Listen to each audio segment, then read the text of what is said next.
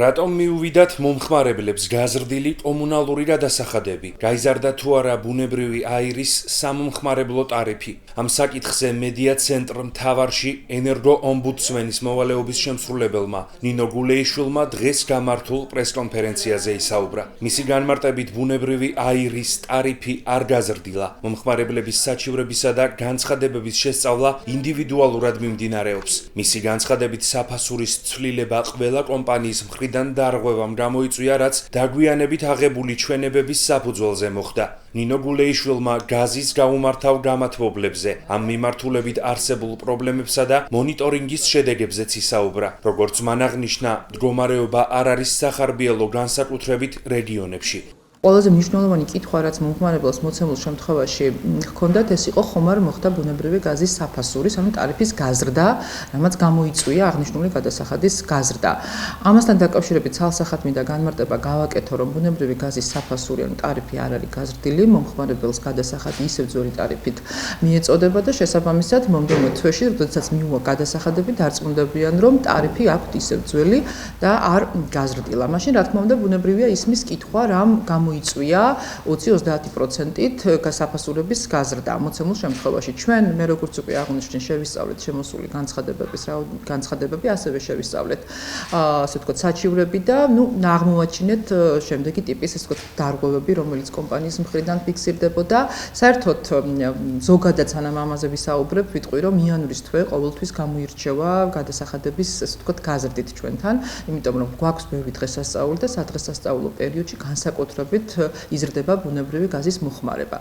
ეს ცალსახად რა თქმა უნდა იწვევს გაზრდილ გადასახადს, რაღაცა გარკვეული რაოდენობით, თუმცა ის რაოდენობა, რომელიც ახლა ჩვენ საჩივრების ასე ვთქვათ, საჩივრების ფორმით შემოვიდა, აქ უკვე კიდე დამატებითი ასე ვთქვათ პრობლემა წამოვიდა და ეს გახდათ ის, რომ ყველა შემთხვევაში, რომელიც ჩვენთან შემოვიდა, ყველგან აღმოვაჩინეთ, რომ კომპანიას, ამ შემთხვევაში ზოკარ ჯორჯია გაზსაც, საქორ გაზსაც და თბილისი ენერჯისაც ჰქონდა დაგვიანებით აღებული ჩვენებები მომხმარებელთან. ახლა ეს რას ნიშნავს? ეს ნიშნავს იმას, რომ ზოგადად ჩვენს მიერ მოხმარებული ბუნებრივი გაზის საფასურს ვიხდით 30 დღის, საშუალოდ 30 დღის მოხმარების მიხედვით. თუ კომპანია 30 დღის შემდეგ აიღებს ჩვენებებს, ეს იქნება 2, 3, 6, 7 დღის შემდეგ აღებული ჩვენება, ეს უკვე ნიშნავს იმას, რომ იმ 30 დღეს კიდევ ის რამოდენიმე დღე ემატება და ეს ყოველთვის იწვევს გადასახადის მომატებას. ყველა შემთხვევა თუ კი მომხმარებელს აქვს ეჭვი იმასთან დაკავშირებით, რომ დარიცხული დავალიანება არ შეესაბამება მის მიერ მოხმარებული ბუნებრივი გაზის ოდენობას, ცალკეულ შესწავლას საჭიროებს, ამიტომაც უნდა მოგვმართონ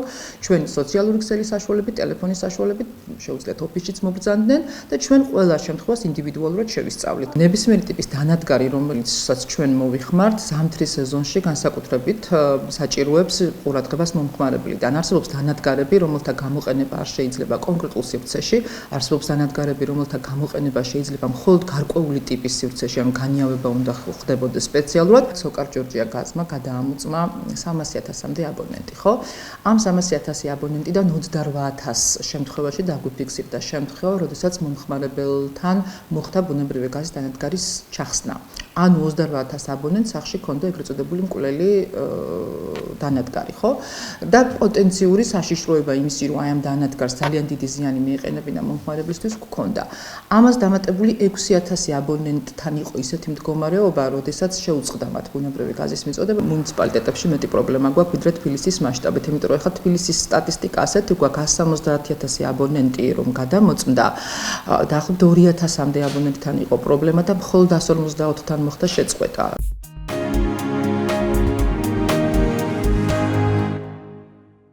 საქართველოს ეროვნული არქივის რესტავრატორებმა 2024 წელს საარქივო დოკუმენტების 26,527 ფურცელი, 140 ფოტო, 144 გაზეთი და 74 ტექნიკური საპროექტო ნახაზი აღადგინეს. როგორც საქართველოს ეროვნული არქივის დოკუმენტების რესტავრაციის ლაბორატორიის ხელმძღვანელმა თამილ აფაქიძემ აღნიშნა, დოკუმენტებს შორის არის საისტორიო, უახლესი ისტორიისა და კინოფოტოფონო დოკუმენტების ცენტრალურ არქივებში დაცული მასალა. აღსანიშნავია, რომ დასრულდა ეროვნულ არქივში დაცული მე-17 საუკუნის საეკლესიო წიგნის სვინაქსარის რესტავრაცია. თამილ აფაქიძის განმარტებით, ეროვნული არქივის რესტავრატორებმა ასევე დაასრულეს მე-12, მე-13 საუკუნეების ჩხურაშის 4 თავის რესტავრაცია, რომელიც ეტრატზეა შესრულებული და პალიმსესტორ ფურცლებს შეიცავს. ხელნაწერი მესტიის რაიონში სოფელ ქურაშის წმინდა გიორგის ეკლესიაში დაბრუნდა.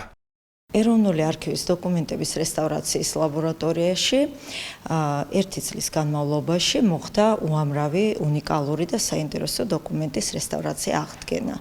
დაახლოებით 27,000 ფურცლამდე ჩაუტარდა რესტავრაცია, ძალიან ბევრი წიგნი ჩაისვა თავის ყდაში, მოხდა რამდენიმე ათეულის ტექნიკური ნახაზის რესტავრაცია აღდგენა, ასევე რუკების, ფოტოალბომების, ფოტოსურათების და სხვა საინტერესო მასალის. ამ დოკუმენტებს შორის არის მე-17 საუკუნის საეკლესიო წიგნი სვინაქსარი.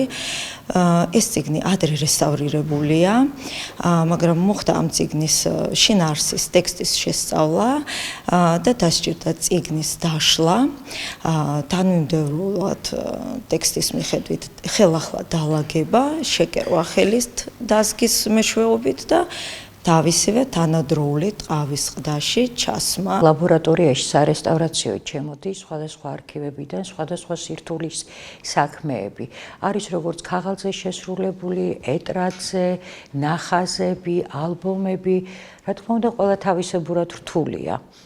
და ხდება დეზინფექცია, ხდება რესტავრაცია და შემდგომში თუ საჭიროა ყდაში ჩასმა და არქივებში დაბრუნება. რესტავრაციის პროცესი საკმაოდ შრომატევადია სირთულიდან გამომდინარე, იმიტომ რომ მოგეხსენებათ აქ არის ძველი საბუთები, საუკუნეების წინანდელი, ის ყველა ძველი საბუთი ქაღალდი უკვე ცელულოზა გამოცლილია, საკმაოდ დაზიანებულია და გაფრთხილება ჭირდება იმ რესტავრაციას, იმისაც რომ ძველი სახე აღუდგეს, არ დაიკარგოს ნაწერი, არ წაიშალოს მელანი და რა თქმა უნდა საკმაოდ საინტერესო და შრომატევადია.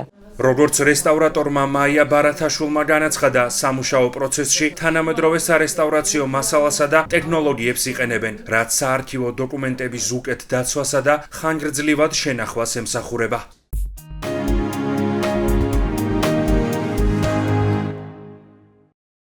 ბევრი დაავადება არსებობს, რომლებსაც დროულად უნდა მივაქციოთ ყურადღება. საჭიროა ვიცოდეთ მათი არსებობის შესახებ, რომ გარკვეულ პრევენციულ ღონისძიებებს მივმართოთ. მაგალითად, სინუსიტი, სინუსების, ცხვირის დანამატი წიაღების ანთებაა, შესაძლოა გაციების, ალერგიის, ცხვირის ძგიდის გამრუდების, პოლიპების, ჰაერის წნევისა თუ ტემპერატურის ცვლილების შედეგი იყოს. სპეციალისტების განმარტებით, სინუსიტის განვითარებას ხელს უწყობს ხშირი გაციება, ალერგია, ნაზალური სპრეის ჭარბი გამოყენება, თამბაქოს მოწევა და ცურვა. სიმპტომები მოიცავს ტკივილისა და ზეწოლის შეგრძნებას შუბლზე, ცხვირზე, ლოყებზე, თვალებს შორის, თავის ტკივილს, ცხვირით სუნთქვის გაძნელებას, ცხელებას, ხველას, ყნოსვისა და გემოვნების დაქვეითებას, სისუსტეს და კბილის ტკივილს. სპეციალისტების განმარტებით მდგომარეობის სიმძიმიდან გამომდინარე სხვადასხვანაირია მკურნალობაც. ცხვირით სუნთქვის გაძნელების დროს ფიზიოლოგიური ხსნარის ჩაწვეთებაა რეკომენდებული. ექიმი ასევე შემოგთავაზებთ სპეციალურ ნაზალურ სპრეის, თუმცა მისი გამოყენება 3 დღეზე მეტხანს არ არის რეკომენდებული. შესაძლოა შვება მოგვაროთ ცხვირის გამორეცხვამ. ამ პროცედურისთვის აუცილებელია გამოხდილი ან სტერილური წყალი. მძიმე შემთხვევაში ანტიბიოტიკის გამოყენება მოგიწევთ.